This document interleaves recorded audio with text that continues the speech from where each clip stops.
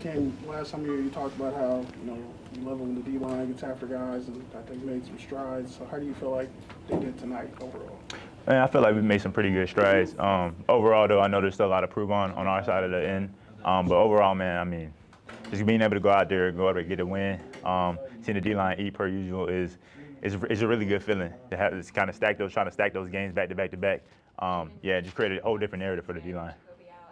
Run defense, you guys pretty much held them like 30 rushing yards most of the game until they went on a run. Was that something that was heavily preached on this week? 100%. Stopping the run, being able to pass the rush, you got to stop the run to begin with. But definitely going into this game, we wanted to stop the run for sure. So yeah, that was a big emphasis for this week, trying to hold them underneath a certain amount of yardage. But a lot of issues with penalties. It seems like, again, on defense. I know that's been a focus, but how do you guys kind of lock in and make sure that's not a problem going forward? Yeah, one of our leaders, E.G., he was actually speaking on that in the locker room a little bit. But I mean, it's a big thing. Being able to keep going forward and playing these Big Ten games, we got to reduce those penalties for sure. So that's something we're definitely going to focus on because some of those possessions where they score and we extended the drives because of our penalties. So being able to reduce that's going to play a big factor into the future and going forward. What did E.G. say in the locker room? Oh, he's just speaking to us.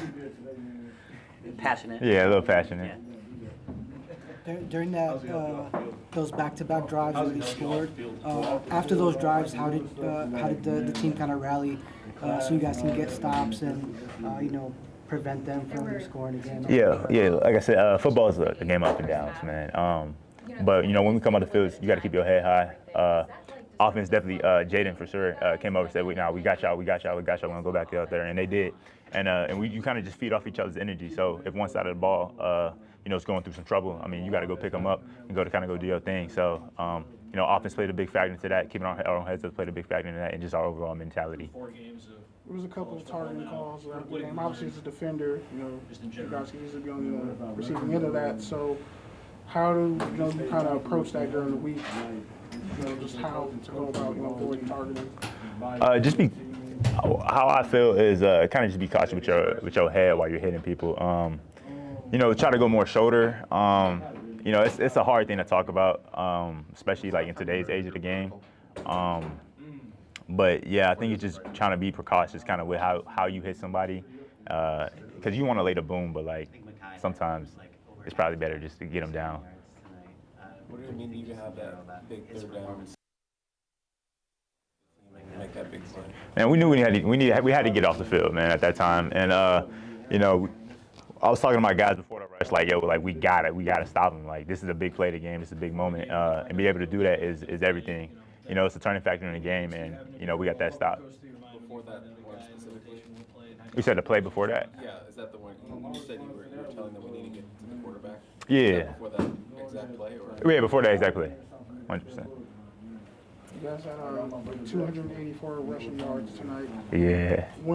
Especially keeping them on the field that long, what does it do for your defense, especially getting those long extended breaks? Man, them long extended breaks are everything. It gives our ability to get our breath back, and seeing them run the ball like that, seeing them do that compared to what we do in practice all the time. I mean, that's everything. It's a big props to the offense, big props to the O-line. They're out there doing work. They put in work. They put in tremendous work, and it's showing on the field. So I'm very appreciative of that.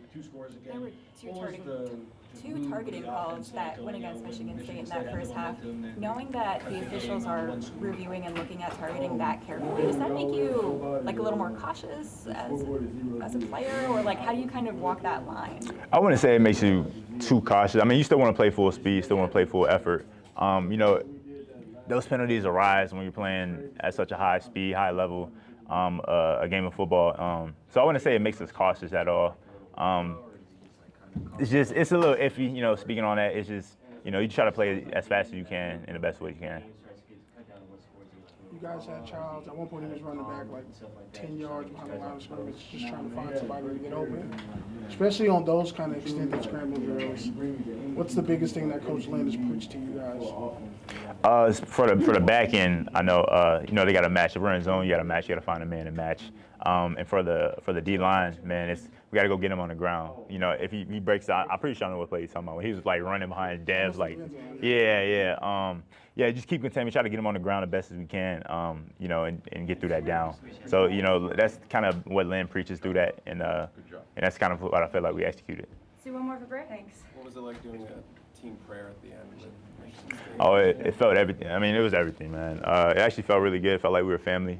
You know, the short time we spent on the field, you become family basically. And, you know, we're just prayers out to him. You know, I didn't see the play. I didn't see what exactly happened, but I knew he went down. And, I mean, as a football player, as any football player, I mean, that's something you don't want to see. You don't want to have that. You know, you feel for his family and all of that. So, you know, just praying over them. And, you know, I hope everything goes well.